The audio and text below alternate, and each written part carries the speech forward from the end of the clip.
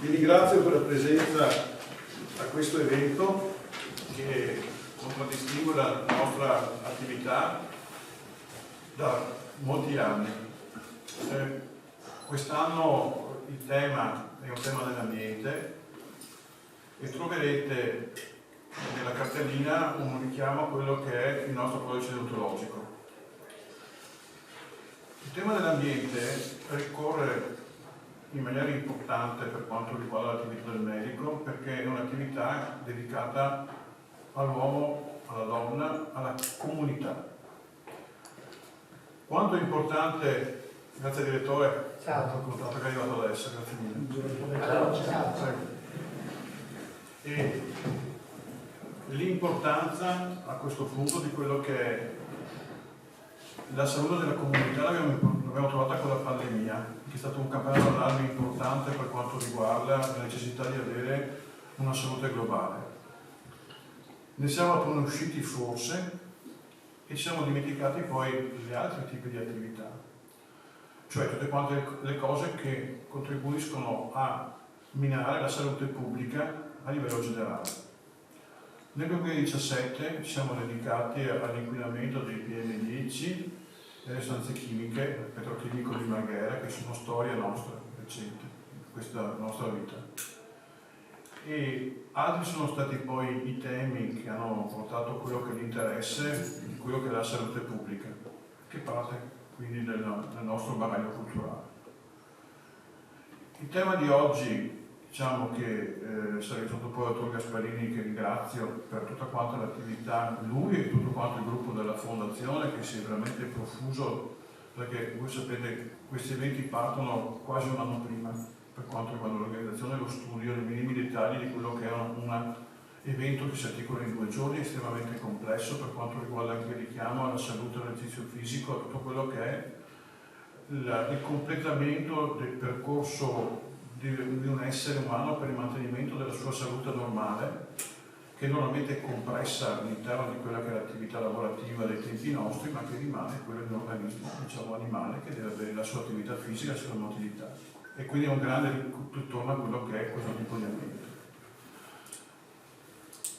Quindi l'evento di questa sessione è anche caratterizzato da una sede, quindi io ringrazio il professor Michele Boldici della sua presenza qui e tutto quanto lo staff dell'M9, inizia una grande collaborazione tra il Luogo Immensi Venezia, la fondazione e questa istituzione che la rappresenta, perché sono delle joint venture culturali per rilanciare anche quello che è l'attività al centro di Mestre, che è diventato un baricentro culturale estremamente importante dal punto di vista del numero degli abitanti e quindi delle attività, e come tale deve essere anche celebrato e ricordato. Ringrazio il direttore generale del Canale Contatto di Mauro Filippi per la loro presenza qui e naturalmente anche il presidente Berlina Bottacin e tutti quanti intervenuti, il presidente della Maschera e gli altri presidenti degli enti che sono presenti qua oggi e che sono parti fondamentali per quanto riguarda l'organizzazione. A questo punto passo la parola al presidente Gabriele Gasparini, che è il consigliere del nostro ordine. Prego Gabriele. Benvenuti. Effettivamente è la prima uscita che facciamo di questo nuovo consiglio della fondazione, anche se la fondazione ormai è già un consiglio da quasi 2 anni. Dopo 6 anni di vicepresidenza e 2 di presidenza, essere qui oggi per me è una cosa molto bella, perché vuol dire che bene o male si riparte e si rinasce. Vedete che il tema l'ha già detto il nostro presidente e queste sono le sedi della Regione.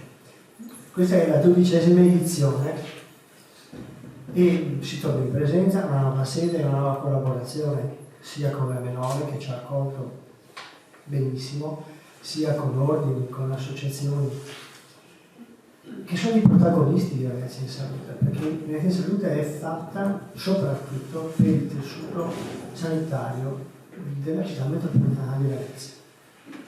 Un tessuto che è veramente ricco, quindi noi vorremmo, la nostra idea è fornire una vetrina affinché la popolazione veda quello che c'è e soprattutto far sì che fra le associazioni si formi una rete, affinché le associazioni si aiutino, si conoscano e si capiscano, e questo non è detto. Già fra i medici, io posso dire che i vari specialisti non conoscono i problemi degli altri medici. Figurati, no? In un posto come questo, che è multidisciplinare oggi noi non possiamo avere una sanità senza tecnologia, non c'è. E non possiamo avere una sanità senza la multidisciplinarietà, non funziona. Abbiamo avuto anche la bella sorpresa di molte nuove collaborazioni e vedremo ancora una volta, finalmente dopo 2 anni in sordina, avremo il caffè sconcerto, avremo i musicalisti, insomma qualcosa di importante per far sì che le persone si divertano, perché c'è bisogno anche di questo. Non perché sia una cosa divertente la sanità, ma perché è una cosa che deve essere vissuta al meglio.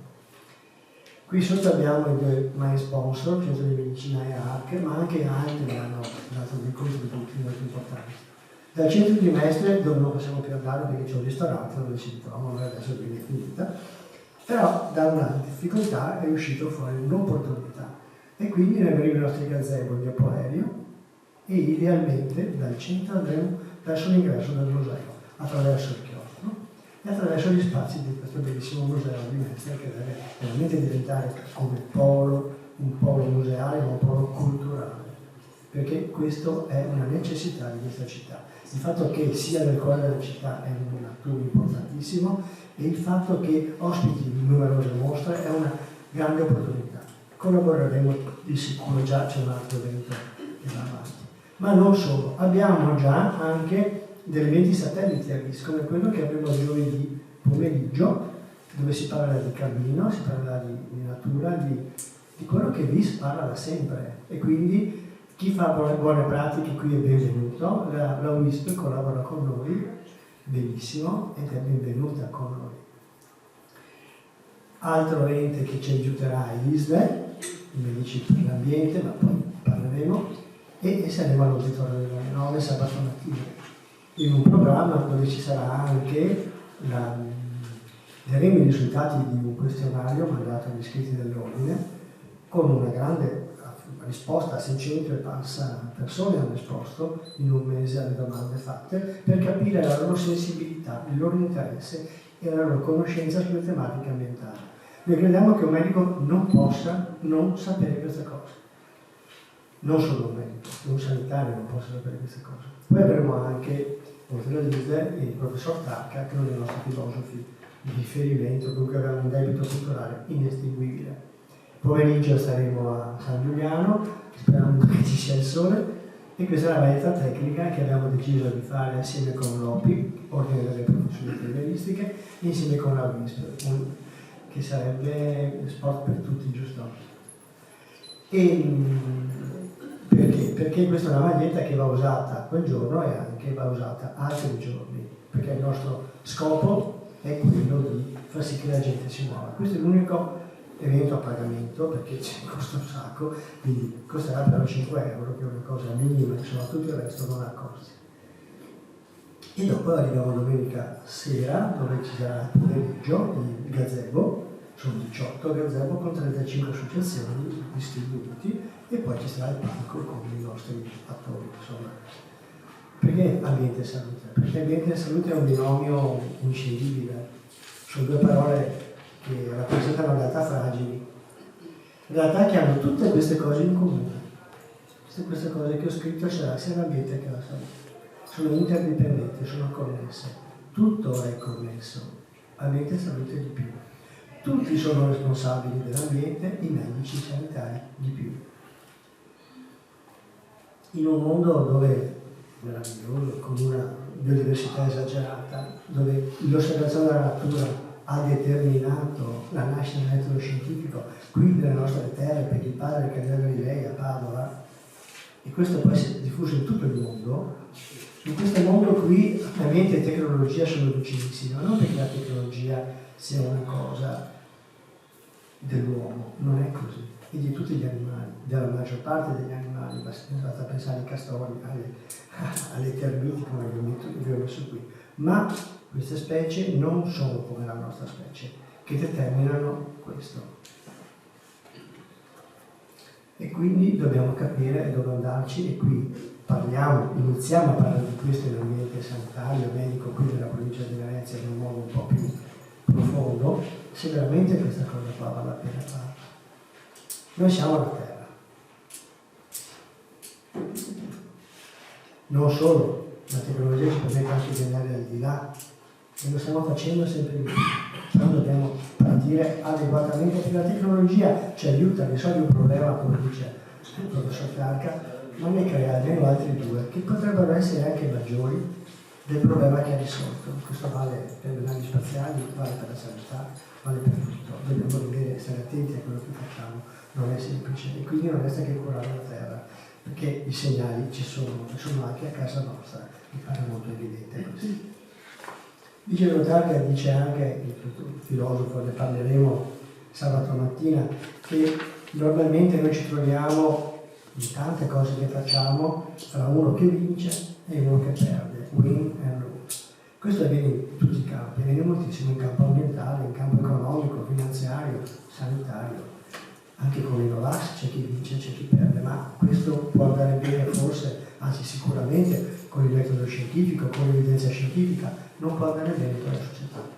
Bisogna cercare di trasformare il win-lose in un win-win, dove tutti riescono a vincere, perché è interesse comune che le cose vengano capite. Porre gli interessi sul piano che porta all'interesse comune. Voi pensate anche alla finanza, pensate alla guerra che è in corso, però distrugge il pianeta, queste cose, distrugge la nostra vita. Noi abbiamo tante bombe atomiche che possiamo distruggere 50 volte il pianeta Terra. Ha senso? Quindi se non riusciamo a metterci d'accordo, dobbiamo trovare un altro piano dove andare d'accordo. I filosofi sono fantastici.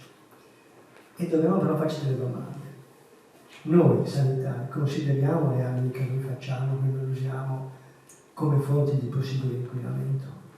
Conosciamo l'entità dell'impronta che noi ogni giorno determiniamo sull'inquinamento? Le aziende sicuramente sì, perché si sono adoperate, tutti l'abbiamo visto, per cercare di ridurre l'inquinamento. Ma è ogni singola persona che deve avere la coscienza di questo, perché le cose funzionano. Dicono che nei prossimi 10 anni, esperti, aumenteremo del 30% l'uso dei farmaci. Attualmente gli antibiotici sono più usati negli animali che negli uomini. E qualcuno a noi ha domandato di ridurre la nostra azione inquinante. Cioè, nessuno ci ha chiesto di fare questa cosa a noi sanitari. Dobbiamo domandarci perché questo succede. Se c'è un motivo, non è possibile. E ancora, può un medico non mettere in atto un'azione di prevenzione sull'inquinamento e sulle malattie e poi trarre profitto dalla cura? È etico questo? Succede questo? Col Covid la prevenzione è saltata, è un'emergenza. Adesso si lavora per rimetterla in sesto, non è facile. Quindi l'ambiente e salute non sarà solo un evento, sarà ancora di più per la Fondazione Ars Medica. Perché assicurare la terra riguarda tutti, riguarda ancora di più i medici. E l'aria e l'acqua, che sono una parte minima del nostro pianeta, ma che ci permettono di vivere, sono preziosissime. Noi siamo fortunati ad essere qui. I nostri pianeti che ci circondano, del nostro sistema solare, sono del tutto inospitali. Un mondo meraviglioso e un universo che sta diventando, con un nuovo telescopio, una cosa eccezionale.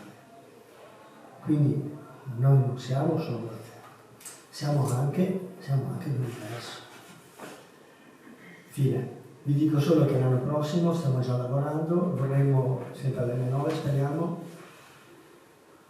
lavorare con Choosing Wisely, con Slow Medicine, che diventerà presto Green Slow Medicine, e con Building Trust, che sono delle iniziative internazionali. Noi chiaramente avremo qualcuno di internazionale, spero, ma avremo soprattutto gli italiani. Specialmente il Building Trust mi interessa molto perché è un movimento nuovo che vuole far sì che dopo la pandemia si ritorni a avere fiducia nei sanitari e negli ospedali, perché questa qua è caduta in parte, non forse per colpa nostra solo, forse anche un po', ma è così. Io vi ringrazio.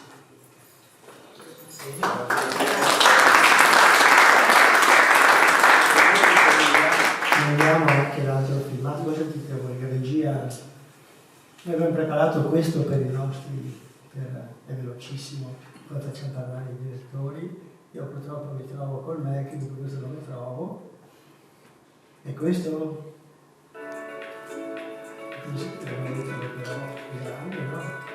questo è un video che verrà mandato a tutti voi e che promuove il progresso, dedicato a chi viene e rende vivo esso.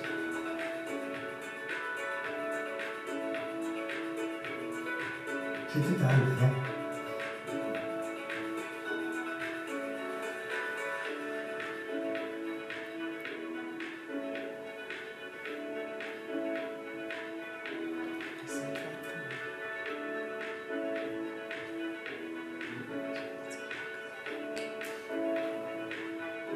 Immagine anteprima, poi ve lo forniremo e riempirà un po' le nostre giornate in questi giorni. Domani la sera che tu arrivi, il nostro videomaker che l'ha prodotto, ringrazio che ha realizzato, che è inesauribile nelle idee e nei fatti, che muta il pensiero in azione in pochi secondi, e la nostra segreteria che sarà tanto in questi giorni. Questo concerto e il Magic Mystery Orchestra. Ecco, avanti con il lavoro. Grazie Enrico.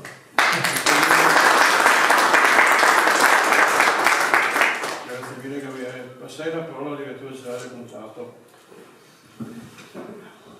Grazie. Dopo 2 anni di pandemia, dove si parla solo del dito, in pratica stiamo misurando quello che succede ogni giorno e non abbiamo, naturalmente questa è stata un'esigenza, ci siamo fermati a quello che è il quotidiano, anzi si guarda la giornata per programmare il giorno successivo. È bene dopo tutto questo periodo cercare di fare un bilancio.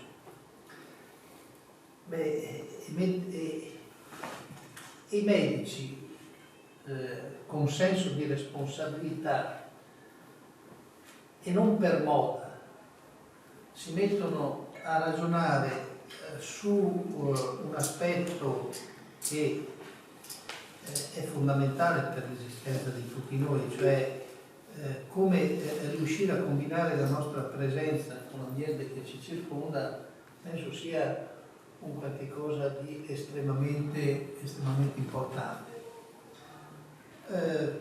Passiamo, e questo ringrazio il Presidente Leoni e i suoi collaboratori che hanno questa capacità di analisi del contesto e di rilancio di quelle che sono le tematiche. Letta da questo luogo, letta dai medici, parlare di ambiente e delle ricadute sulla salute non è una cosa di moda, ma è una presa di posizione, a mio avviso, significativa e che dà un'assunzione di responsabilità notevole. Penso che oltre a quella che è l'euforia e la smania tecnologica che in certo senso pervade anche la medicina, se noi ripercorriamo le origini, il nostro essere, la nostra professione ha stretti legami con la natura che lo circonda. Noi facciamo il giuramento di Ippocrate. Ippocrate è un filosofo che istruiva i suoi discepoli all'interno della natura e parlava dei legami tra quelli che erano i luoghi e lo sviluppo dell'essere umano. Quindi questa sorta di ritorno alle origini non è un qualche cosa dettata dalle circostanze, perché oggi gioco forza vedendo quello che ci sta succedendo attorno, qualche cosa bisogna fare, ma è a mio avviso un'assunzione di responsabilità, è prendere il pallino in mano possiamo lasciare discutere di questo argomento a tutti. E oggi chi più chi meno e chi più o meno a sproposito dice la sua in temi ambientali che sentiamo di tutti i colori. Fa sì che una componente professionale, filosofica, importante come i medici, come noi, si assumono la responsabilità di legare i vari soggetti e in questo tema farsi promotori, direi che non è una cosa da poco. Dobbiamo essere convinti, penso che questa cosa ci sia, ma anche essere coscienti di quanto in termini di responsabilità questo significa. Non so anche quanto rispetto al nostro passato bisogna mettere in discussione, perché, ripeto, a volte la medicina si è piegata su tutta una serie di situazioni e di circostanze. Si è piegata all'altare della tecnologia, dell'iperefficientismo e di tutta una serie di cose che hanno contraddistinto per anni il nostro sistema. Quindi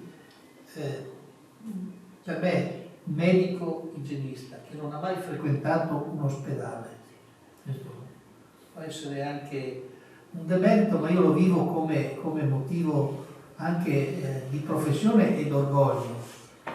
Ha sempre considerato quello che è la condizione dell'uomo come aspetto principale del suo sviluppo e dello suo stato fisico, psichico e anche sociale.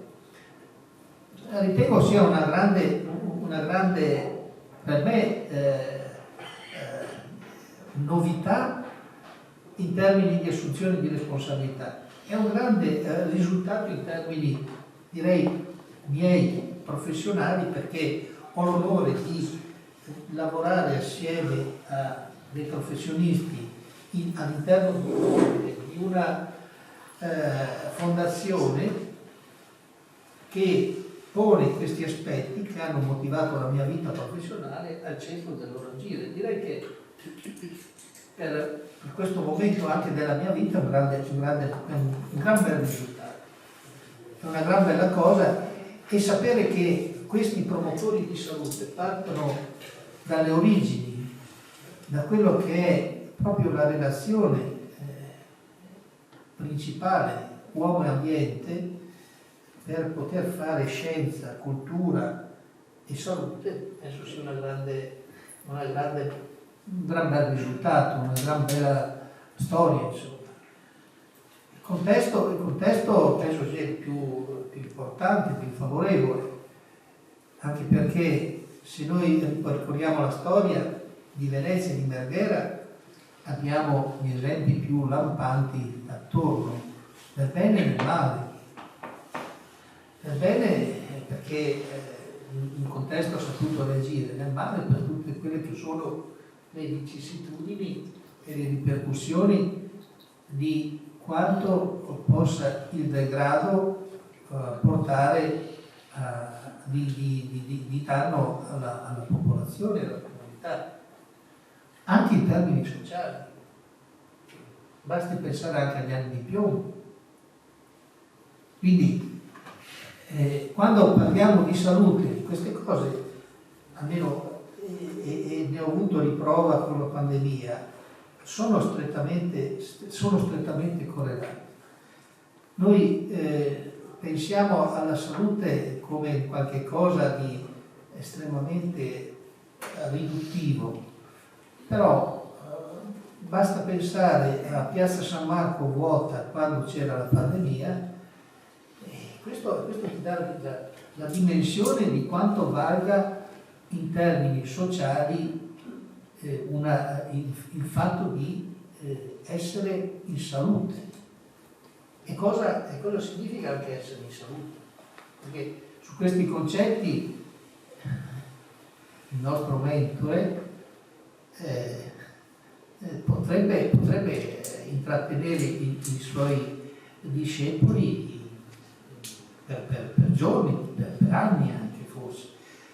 Noi non abbiamo tanto, però se dobbiamo portare a casa qualcosa da questi 2 anni che abbiamo visto, direi che è proprio questo, riuscire a trovare un equilibrio, ritrovare un equilibrio nell'agire, nell'essere responsabili di un pezzo così importante della vita delle persone.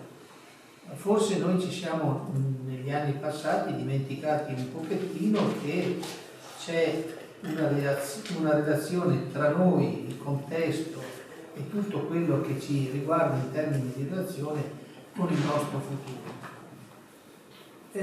Il riferimento che si faceva prima allo spazio, sì, noi come esseri umani guardiamo sempre lo spazio con molta attenzione, però a me piacerebbe vivere a lungo su questa terra perché è tanto bella e tanto accogliente. Vorrei che i miei figli, i nostri nipoti, la nostra storia continuasse a svilupparsi qui.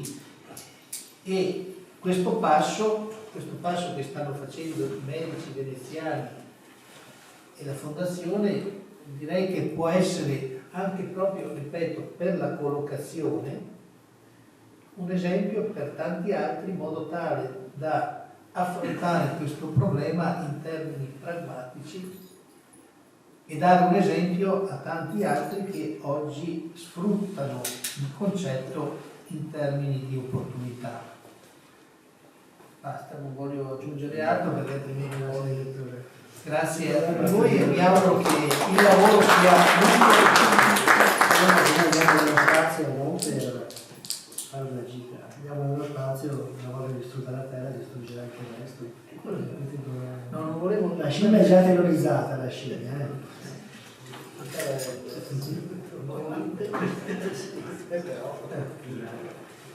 Grazie mille. Passerei la parola al direttore generale della Posta orientale Mauro Filippi. Grazie mille. Grazie. Si è trattenuto perché oltretutto da riconoscere. Ma sempre volentieri, perché anzi vi ringrazio dell'opportunità, perché questa è veramente un'opportunità per noi che facciamo sanità poter esserci anche in un tema così importante. È anche difficile, sapete, dire qualcosa dopo la presentazione del dottor Gasperini rispetto agli eventi del sabato e della domenica, perché li hai presentati non solo tecnicamente ma anche con la passione e la motivazione che ti sono caratteristici, quindi credo insomma che anche in termini emotivi tu ci abbia trasportato in questa dimensione del rapporto salute-ambiente. Ringrazio anche il Presidente dell'Ordine per avermi invitato. Dico solo alcune cose molto veloci. Credo che noi abbiamo una fortuna come operatori sanitari, la fortuna di fare un lavoro bello a favore della comunità, che ci mette nelle condizioni non solo di curare ma anche di far sì che le persone possano vivere meglio. E penso che stia proprio qui la sfida di questo grande concetto della salute in rapporto con l'ambiente. Tra l'altro devo dire, nelle immagini che hai utilizzato nella locandina ce ne sono 2 che sono 3 che sono assolutamente rappresentative. C'è un'immagine, io ci vedo poco senza occhiali, ma la prima credo sia una ciminiera di Porto Marghera, poi c'è Vaia, o di quello che è stato dopo Vaia, e quella più recente del ghiacciaio della Dolomite. E quello di Brenta. Quindi ecco, tutte e 4 condizioni che noi potremmo anche ritenere molto lontani rispetto a quello che è il lavoro dei sanitari, no? Perché sono eventi legati al clima, ma il clima sono l'aria, l'acqua, la terra, i suoi prodotti, l'ambiente e anche la strada, la sicurezza della strada, le fabbriche dove i nostri concittadini lavorano. Allora che responsabilità abbiamo noi rispetto a questi determinanti della salute? Perché l'acqua può far male, ma l'acqua è indispensabile, cioè senza acqua non si vive, l'aria può essere inquinata ma può essere anche sana, ci può far star bene. Noi questo lo sappiamo e abbiamo una grande responsabilità, perché abbiamo l'opportunità, per l'autorevolezza che abbiamo, nei confronti delle persone, un'autorevolezza che deriva dalla conoscenza, dalla competenza, dall'esperienza, dalla passione di tanti di noi, di tutti noi, possiamo trasmettere queste informazioni alle persone. Ci è chiesto non solo di curare, è chiaro, ma di prevenire, di educare, di promuovere la salute, e abbiamo condizioni infinite per farlo, perché siamo a contatto con le persone in ospedale, nel territorio, quotidianamente, chi dal suo ambulatorio, chi dallo studio del medico di medicina generale, chi dalla corsia, chi dall'assistenza domiciliare, chi dall'ambulatorio specialistico. Vediamo persone fragili, persone in difficoltà, vediamo anche persone sane, per fortuna, alle quali il messaggio di quanto importante sia lo stile di vita, i comportamenti, quello che è rischioso e quello che è buono, e ciò che deve essere evitato e ciò che invece deve essere perseguito, ecco, credo che questo faccia la differenza, perché noi possiamo fare questa differenza.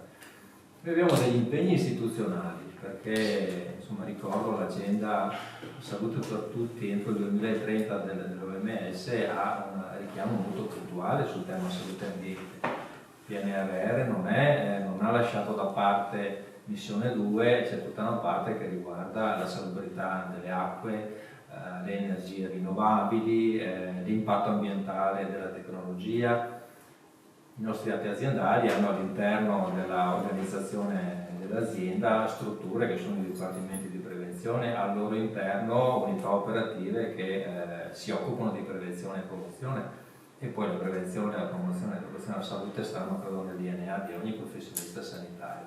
E come al di là di questi obblighi istituzionali, io sono convinto che quando scegliamo di lavorare in sanità entri e scatti quel meccanismo per il quale la sanità non è appunto solo la cura, la terapia, l'intervento, ma è tutto quello che sta prima e che permette alle persone di stare meglio. Quindi sicuramente abbiamo una grande opportunità, abbiamo veramente un colloquio privilegiato nei confronti delle persone che incontriamo, anche al di fuori, gli amici, i conoscenti, i familiari, le persone che incontriamo per strada, ai quali possiamo dare indicazioni in termini di opportunità e di miglioramento della propria condizione di salute, soprattutto quelli che vivono le situazioni più critiche, perché è dimostrato che sono molto più fragili le persone che hanno scarsa conoscenza di questi aspetti qua, o che vivono in condizioni ambientali, non dico degradate perché forse è una parola forte, ma sicuramente in condizioni ambientali dove hanno molte meno opportunità di chi magari vive in condizioni di maggior benessere. Quindi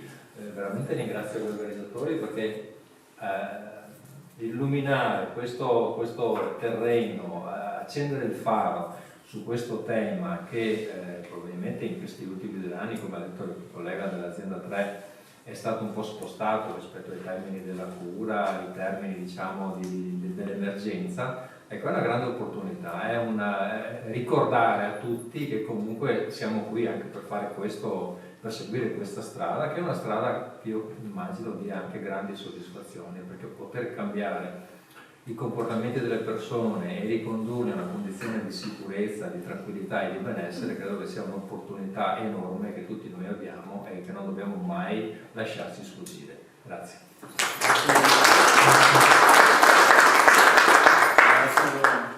Noi congediamo i nostri direttori, grazie mille. Grazie a voi. E io inviterei il professor Michele Bonisi, che nasce come professore ordinario, anche nel Dipartimento di Scienze Ambientali, oltre ad essere presidente della Fondazione Venezia e già rettore, quindi figo rettore della Fosca. Prego.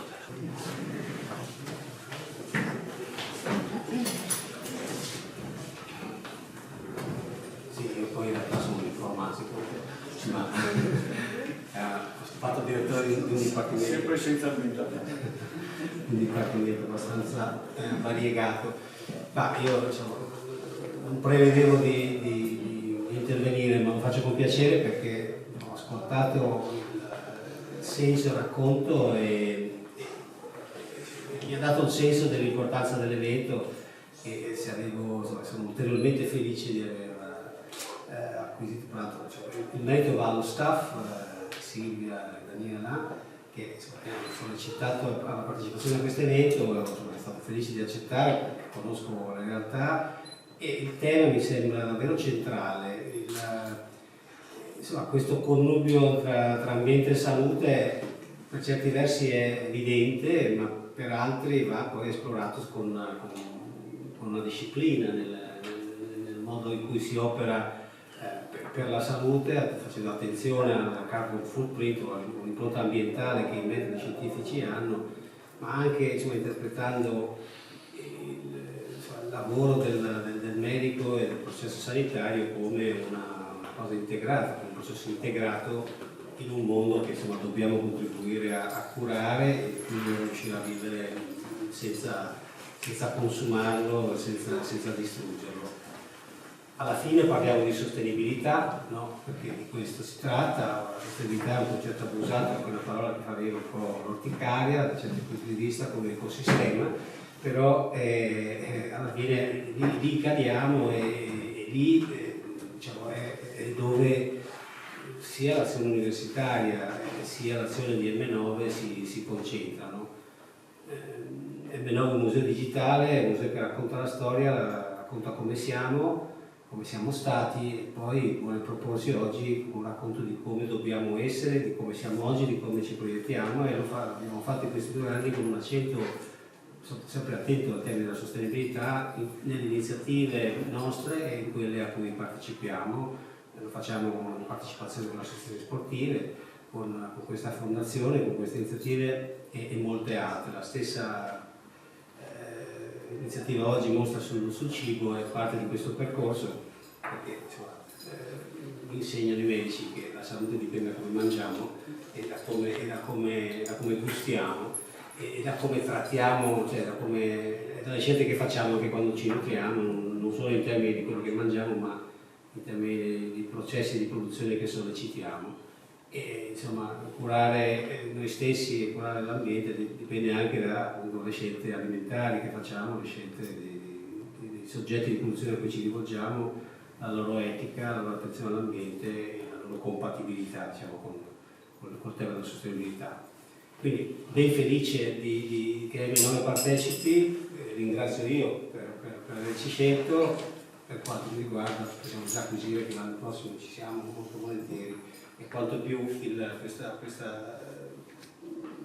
iniziativa crescerà anche come intendo che è già un'iniziativa che ha anche una valenza sociale, no? E di rivitalizzazione del centro della città in generale, sul piano economico, sul piano sociale, sul piano dell'inclusione. Tanto meglio anche per noi, questi giorni siamo sempre sulle cronache, no, perché siamo vuoti, perché no, abbiamo un problema che insomma siamo qui che anche in questo modo contribuiamo a risolverlo. Non è un problema solo nostro, è un problema della città e penso che avere a bordo sulla stessa agenda, sulla stessa pagina, come si dice, istituzioni come voi, per noi è un onore e siamo felici di partecipare. Di nuovo grazie anche per questo invito. Ricordo che ci ha offerto della possibilità di vedere il museo. Se qualcuno di voi volesse, ci sono dei posti sia per domani che per domenica mattina. E devo dire grazie perché sono visite guidate che sicuramente faranno capire a molte persone quanto vale. Io ho visto il museo già tempo fa, i miei figli sono impazziti, vanno per venire a casa. Io cederei volentieri il posto a 3 presidenti di ordini professionali. Cosa dite? Sì, dai, Brenda Mutacin, Andrea Masca e Manuela Busa. Prego. Allora, volevo sostituita da Marina. Io mi ero scritta Sì, un po' quello che vuoi. un po' di appunti, poi mi sono dimenticata gli occhiali, come succede di solito. Noi a VIS come infermieri abbiamo sempre partecipato in questi ultimi anni con grande entusiasmo, no? Per cui a maggior ragione quest'anno, dopo 2 anni un po' di silenzio e visto anche il tema, abbiamo proprio collaborato questa volta attivamente anche, no? E concretamente soprattutto con il dottor Gasperini, no? Ma soprattutto vedo quest'anno, volevo dirlo, cioè sono entusiasta, sono contenta, ma sono soprattutto, direi la parola giusta, è rassicurata, perché è rassicurante per me vedere la partecipazione di tutti gli ordini professionali, tutti gli ordini delle professioni sanitarie, no? Sono presenti, hanno collaborato e sono attivi concretamente. Per cui, visti che dagli occhi, no, dell'utente o del cittadino, per me è una rassicurazione vederli lavorare insieme e collaborare, anche perché tutti quanti abbiamo imparato, no, in questa pandemia che la necessità che abbiamo di lavorare insieme se vogliamo che le cose cambino, insomma, per cui è stato un grande insegnamento quello di questa pandemia. Ritornando al tema di queste 2 giornate di quest'anno, no, dell'evento di quest'anno, anche per noi come per i medici e tutti gli operatori il tema è molto vicino alla nostra professione e sempre più ci sarà bisogno di infermieri, di professionisti in infermieristica preparati a prevenire, a gestire, a vigilare, no, su quelli che sono i fattori determinati dall'ambiente e dallo stile di vita, che poi sono quelli che sono causa di tutte le patologie cronico-degenerative, no? Di cui i dati ci dicono che stanno subendo un'impennata impressionante, no? sia non a livello nazionale ma proprio a livello mondiale.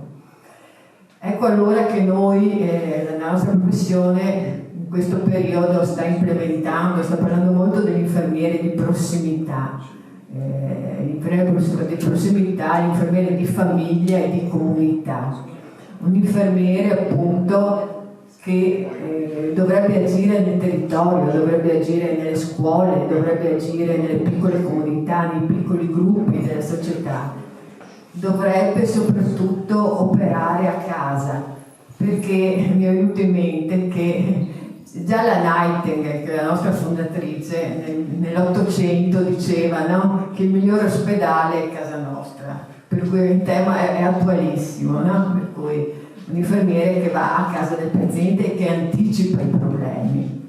Ecco, per cui questo tema è molto vicino a noi.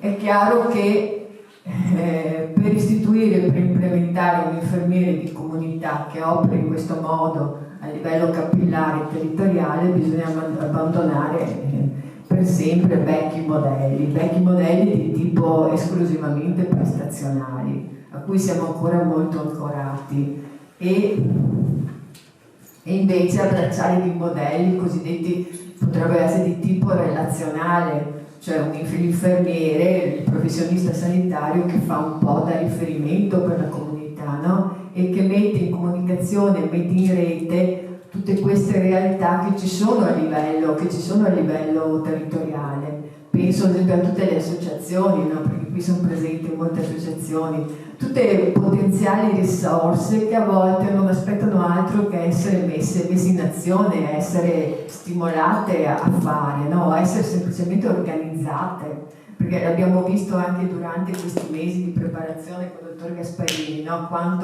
Quante potenzialità offre il nostro territorio, abbiamo scoperto anche noi in certe circostanze. Ecco, un infermiere di prossimità che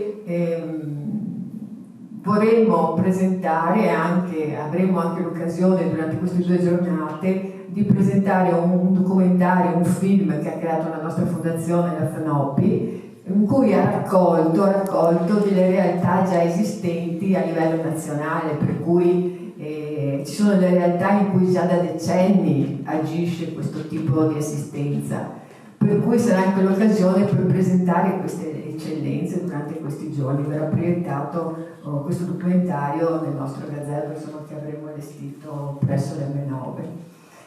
Un'altra cosa, e dopo concludo, io vorrei che queste 2 giornate speriamo che venga tanta gente, ma io spero soprattutto che vengano i ragazzi, che vengano i giovani, le nuove generazioni, per il tema soprattutto di cui si tratta, ma per noi infermieri, perché vengano a conoscere, si avvicinino un po' alle professioni sanitarie, soprattutto per noi infermieri, perché anche quest'anno, cioè la nostra professione da un paio d'anni sta diventando poco attrattiva per i giovani.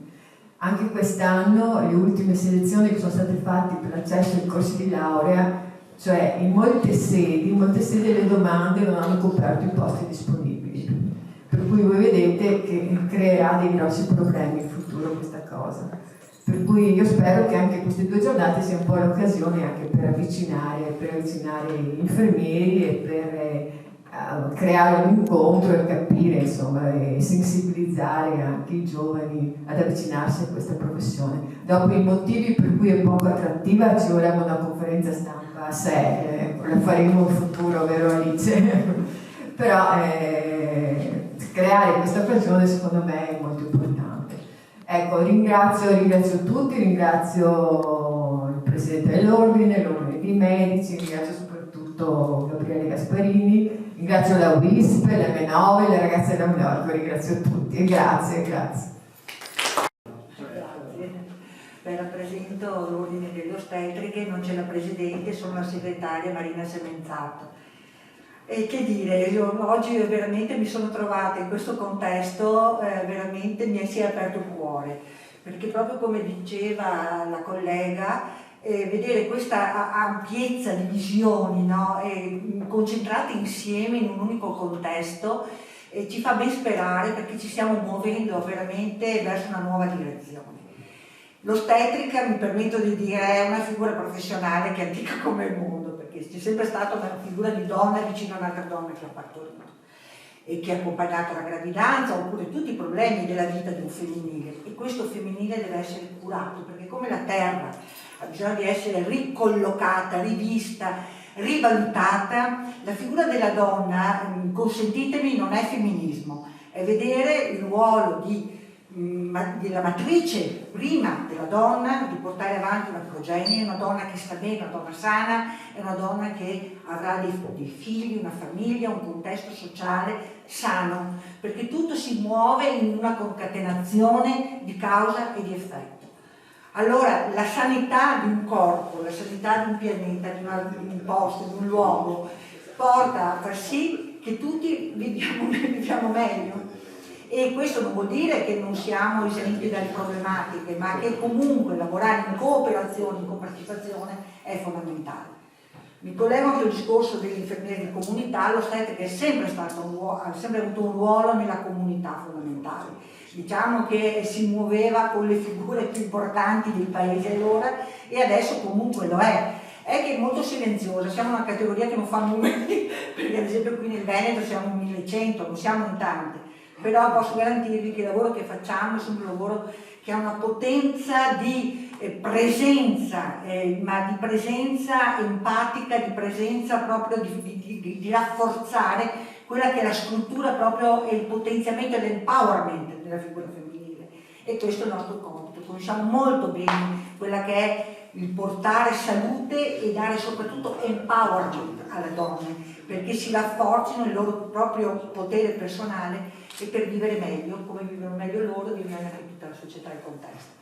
Io ringrazio tutti i collaboratori, mi sono trovata a sostituire la Presidente così, per cui non avevo neanche preparato un discorso, ecco, comunque vi ringrazio di essere presente come rappresentante del nostro ordine in questo contesto così importante. Grazie. Grazie Dottor Carini e grazie anche all'Ordine dei Medici per averci invitato a questa importante iniziativa. Beh, come Presidente dell'Ordine dei Tecnici Sanitari di Radiologia Medica, delle professioni sanitarie e tecniche, della riabilitazione e della prevenzione, ovviamente siamo sempre coinvolti nei vari aspetti della salute e degli ambienti. Noi siamo un ordine di recente istituzione da qualche anno, dal 2018, e rappresentiamo oltre 19 professioni sanitarie che si occupano della salute a 360 gradi. Per quanto riguarda gli ambienti di lavoro, ci sono, come potete immaginare, degli aspetti tecnici, controlliamo gli alimenti, gli ambienti, i rifiuti radioattivi, ma anche e soprattutto ci sono professioni nuove che permettono la riabilitazione delle persone, e questo è un concetto che si collega molto bene con l'ambiente di lavoro. Prima, come riportato dai colleghi che mi hanno preceduto, anche l'ambiente di vita non deve essere trascurato e non deve avere incuria. Quindi noi ci occupiamo anche di permettere alle persone che magari hanno delle disabilità o che hanno avuto delle malattie di rientrare nel mondo del lavoro, nel tessuto sociale, per essere appunto parte integrante delle società, della città e del mondo produttivo.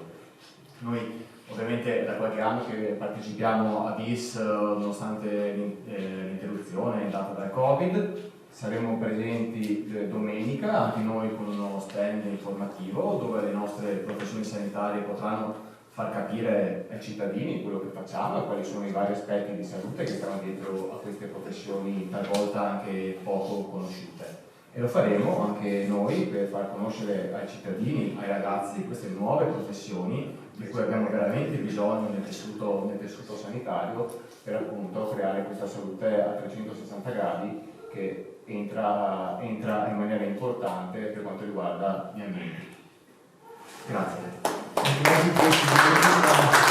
Sono stati da ICS e da altre associazioni, ma quest'anno un po' diverso.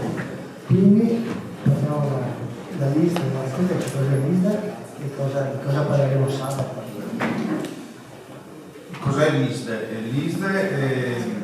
ISDE è un acronimo, una sigla che deriva dall'inglese International Society Doctors for Environment, cioè Società Internazionale dei Medici per l'Ambiente, che esiste da molti anni, anche in Italia, da alcuni decenni, e che raccoglie un numero abbastanza consistente di professionisti. Lo scopo dell'associazione è quello di aumentare le conoscenze e la sensibilità dei medici sui temi ambientali, di fare ricerca scientifica e di fare istruzione e aggiornamento della categoria su questi temi. Io colgo l'occasione per ringraziare Gabriele Gasparini, per ringraziare il Presidente dell'Ordine Giovanni Leoni per averci permesso di collaborare a questa importante manifestazione, il cui tema ovviamente per noi è fondamentale. Abbiamo cercato in questa occasione di dare un contributo concreto all'aumento, diciamo, della conoscenza e della sensibilità della categoria su questo aspetto. E come abbiamo pensato di farlo? L'abbiamo fatto promuovendo un sondaggio tra gli iscritti all'ordine, tra i medici e gli odontoiatri della provincia di Venezia, per capire quanto il tema l'importanza del tema era percepita dalla categoria e quale era l'interesse della categoria eventualmente ad approfondire le proprie conoscenze. Come ha anticipato il dottor Gasparini all'inizio, noi abbiamo lavorato assieme alla dottoressa Chiara Semenzato, che colgo l'occasione per ringraziare in questo momento per il supporto e per l'opera insostituibile che ha svolto in questa particolare circostanza. E come aveva anticipato il dottor Gasparini, il nostro questionario ha avuto un discreto successo. Su 4.600 iscritti dell'ordine, 608 durante il mese di luglio si sono messi a rispondere alle domandine che avevamo mandato, che avevano lo scopo appunto di un po' assaggiare la consapevolezza sul problema, per quanto riguarda il problema, e anche un po' le conoscenze che erano all'interno della categoria attraverso alcune domande un po' strategiche, no, sui vari settori. E poi anche la disponibilità e eventualmente ad approfondire le proprie conoscenze. Diciamo che è stato un successo sia nei numeri e anche nei risultati, perché abbiamo visto che un buon 50% dei medici che hanno partecipato ha azzeccato le domande e quindi ci sono delle conoscenze. Sì, non spoiler, sì, esatto. E che anche insomma la grande maggioranza ritiene che sia importante, che il tema sia importante e che i medici ritengono che i medici debbano svolgere proprio un ruolo nella promozione e nella difesa, insomma, dell'ambiente. Non mi dilungherei di più per parlare troppo. Paolo invece siamo riusciti a fare la gara finalmente. Io dico gara perché è una camminata non competitiva per promuovere la salute per tutti, perché questo il vuole far sì che tutti vadano a fare sport. in modo che tante malattie vengano ritardiate perlomeno o si manifestino in una forma meno pesante, giusto Gloria? Sì, innanzitutto anch'io ringrazio l'Ordine, ringrazio la Fondazione per averci dato la possibilità di collaborare a questa iniziativa. Qui non è il primo anno, già negli anni passati eravamo presenti, quest'anno abbiamo cercato di dare un contributo maggiore. Per noi è abbastanza naturale essere in quest'ambito, perché l'UISP ha sempre pensato, l'UISP è Unione Italiana Sport per Tutti, che il movimento Sport per Tutti potesse sia uno strumento importante non solo dal punto di vista educativo, ma quando si parla dello sport per i giovani eccetera eccetera, ma un po' a 360 gradi. Noi già nel 1990, quando abbiamo cambiato il nome da Sport Popolare a Sport per Tutti, abbiamo aggiunto uno slogan che ha accompagnato a lungo, che era diritti, ambiente e solidarietà, pensando che fosse un tutt'uno, che non si potesse praticare attività sportiva senza avere attenzione per l'ambiente, senza pensare a quelli che sono i diritti anche alla salute, il contrasto alle diseguaglianze, che anche nella salute sappiamo come in questo momento c'è un problema grave, e su questo abbiamo costruito gran parte della nostra attività. Dal 2015 siamo parte della regione, del piano regionale di prevenzione sulla salute, e questo, ripeto, è un po' quello che ci orienta ogni giorno.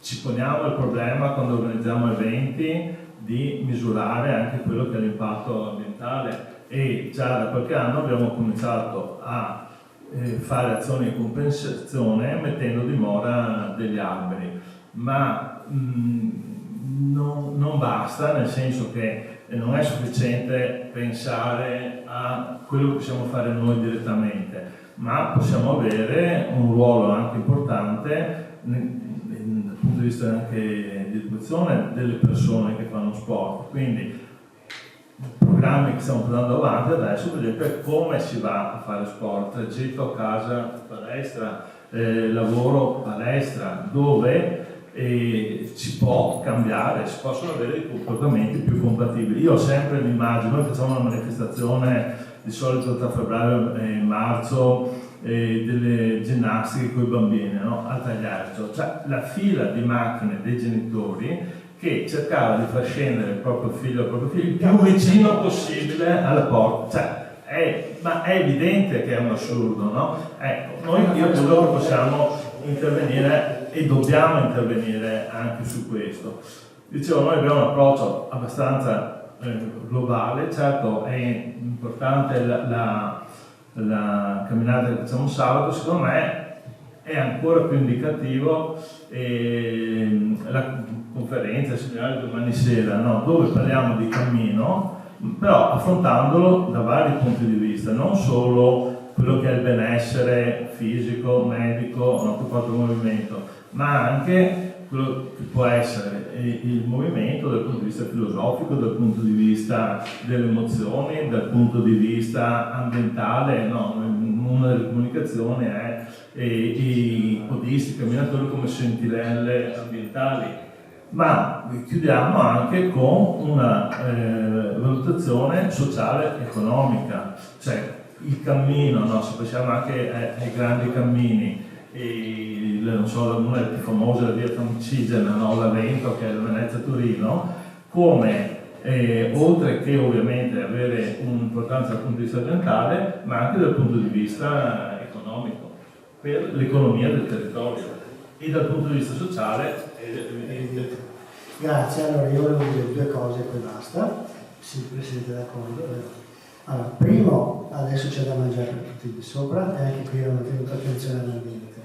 2 piani sopra di noi, vi consiglio di fermarvi perché sono antichi sapori che il nostro catering di riferimento da molti anni, secondo me è il migliore, ma bravissimi, e finalmente dopo 2 anni sono tornati, quindi facciamo festa qua sopra, vi sarà consigliare. E dopo che per voi ci sono queste magliette, se permettete che le usate per camminare, e in fondo qualche copia del libro della Fondazione dell'Ordine dell'anno scorso, scritto da me Marco Manico, che deve essere qua in giro, eccolo lì, che è il coordinatore del movimento scientifico della fondazione. Ecco, io avrei finito, le taglie sono qua su, divise per taglie, prendetevi pure le maglie. Non so se hanno delle Non domande. so, qualche domanda, qualcosa, non avete fame? Ne faccio 3. Ma avanti, dai. Una, visto che viviamo in una delle province più inquinate d'Italia, quali sono le patologie che più frequentemente si riscontrano in Veneto a Venezia rispetto alla media italiana? Una. Due, se ci fate qualche esempio di qualche settore dove si potrebbe, come posso dire, ridurre l'impatto ambientale della sanità. E tre, un po' mi veniva adesso, questa qua, leggevo una cosa sicura, che nella pandemia i cambiamenti climatici e ambientali faranno pagare alla comunità sanitaria il prezzo più alto. Quali saranno? Invece posso rispondere subito. Il prezzo più alto nel senso che come con il Covid, dove abbiamo avuto un'esperienza devastante per noi e le nostre famiglie, nel momento in cui c'è un disastro climatico, tu pensi che chi resta 48 ore di fila in ospedale. Noi, i pompieri, la polizia, per poi essere chiaramente criticati e denunciati. Non è che proprio sia simpatica la cosa vedere di non arrivare a certe. Cioè il terremoto, vabbè, capita, siamo qua, però certe cose veramente si possono non andare incontro.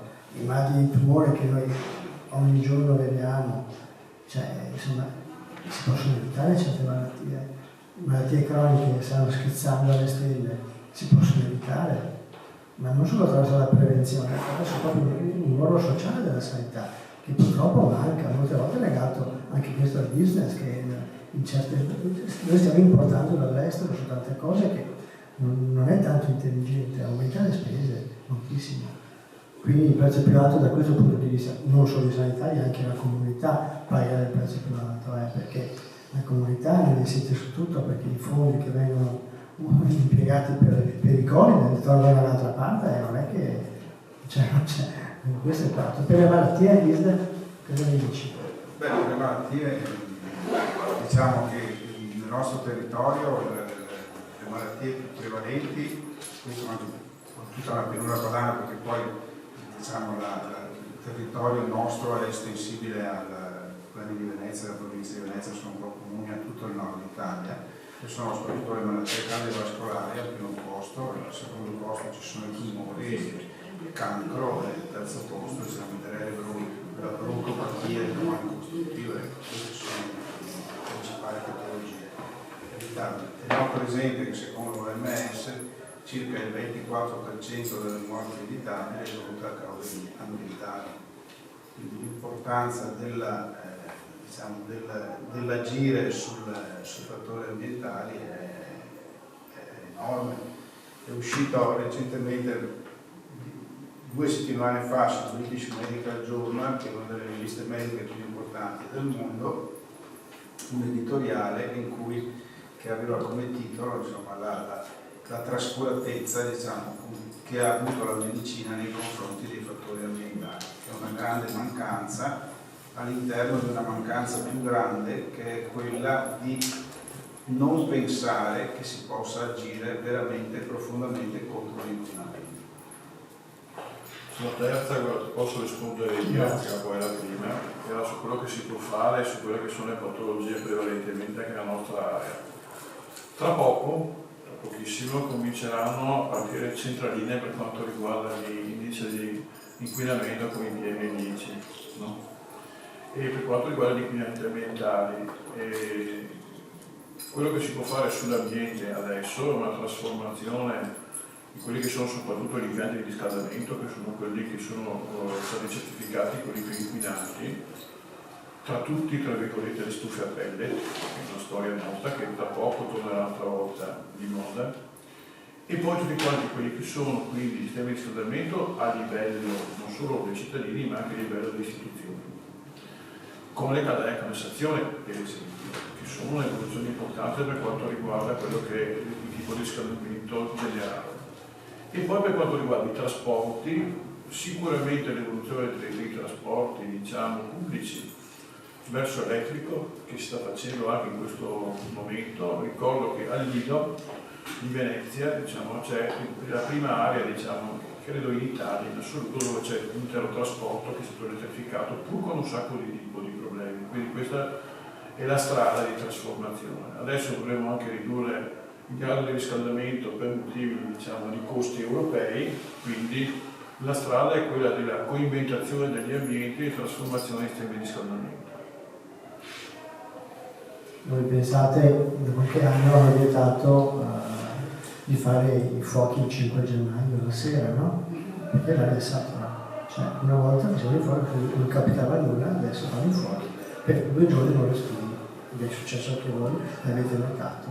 Vuol dire che abbiamo veramente un problema, non da poco di pellet, ma è un problema che non si può continuare in questo modo. Non si può. Cioè, è evidente, arriva anche chi come noi non fa questo il lavoro sull'ambiente, viene a capire che ci sono delle realtà macroscopiche che ci colpiscono alla nostra malgrado, insomma. Altre domande? No, volevo solo aggiungere anche la conservazione dei cibi è un elemento che potrebbe essere molto importante, perché sapete i controlli vengono fatti sui cibi non per motivi di tipo diverso, ma perché i cibi conservati in maniera scorretta sono altamente pericolosi per il tratto gastrointestinale, quindi questo è un problema che è trasversale in tutta Italia, non solo della provincia, quindi collegato sicuramente a quanto ha detto il dottor Leoni è un elemento importante.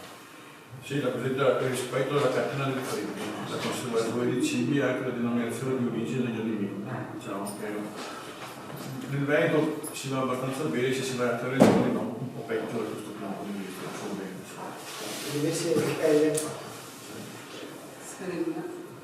Posso aggiungere un'ultima cosa che ci tengo particolarmente, gli allevamenti intensivi, che non vengono considerati per quello che sono, ma sono uno dei fattori maggiori di inquinamento atmosferico comunale, perché producono una quantità enorme di ammoniaca che poi va in atmosfera, si combina con altre sostanze e contribuisce in maniera rilevante al famoso PM in particolare. E quindi e quindi che cosa? Ridurre il consumo di carne, che fa bene per la salute, perché si è visto che il consumo di carne, soprattutto carne rossa e carne conservata, è correlata al cancro del colon e fa bene all'aria, quello che respiriamo. Questo ci tenevo a sottolineare. è arrivata Nicoletta Colato che sarà sul palco domenica, grazie Nicoletta, che ci ha aiutato tantissimo con il Comune di Venezia, proprio un osso